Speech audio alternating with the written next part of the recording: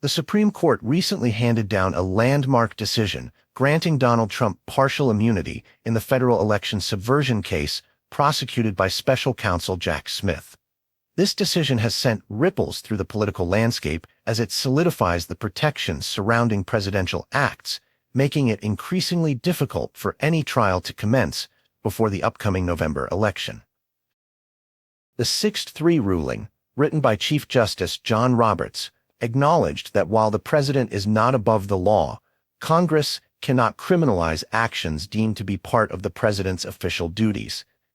This effectively means Trump's conversations with the Justice Department and efforts to overturn the 2020 election are coated with absolute immunity. The case has been sent back to lower courts to determine whether specific actions by Trump were official and thus immune or private and not. Trump's legal team celebrated this ruling as it means that the remaining 3 criminal cases against him are unlikely to proceed to trial before Election Day. Trump attorney Will Scharf emphasized that this would allow Trump to continue his campaign uninterrupted, focusing on delivering his message to the American people. However, the journey is far from over. Lower courts are now tasked with a meticulous review of Trump's actions, leading to further litigation will likely cause additional delays. Justice Amy Coney Barrett, in a concurrence, voiced frustration over sending the case back down to lower courts, suggesting that a swift trial was preferable.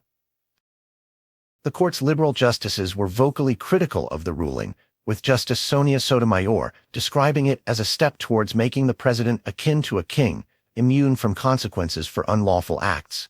Her dissent was joined by Justices Ketanji Brown Jackson and Elena Kagan, who expressed deep concern over the majority's interpretation of presidential immunity. Adding to the complexity, Justice Clarence Thomas raised questions about the constitutional validity of appointing special counsel Jack Smith by Attorney General Merrick Garland, arguing that it violated the separation of powers by not requiring Senate confirmation.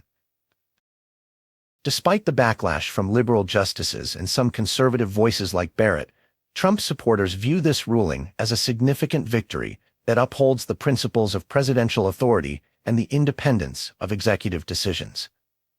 This immunity underscores the importance of focusing legal and political battles within the realms of constitutional boundaries, avoiding overreach into executive prerogatives.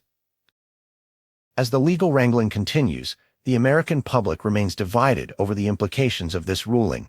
Conservative circles largely view it as a protection of presidential responsibilities, ensuring that future presidents can act decisively without fear of legal entanglement. In contrast, liberal critics argue that it sets a dangerous precedent, potentially allowing presidents to evade accountability. With these developments, all eyes are now on the lower courts and the political strategies that will unfold as Trump leverages this ruling in his re-election campaign. The decision has paved the way for an election season fraught with legal and political skirmishes, underscoring the tension between upholding the rule of law and preserving executive independence.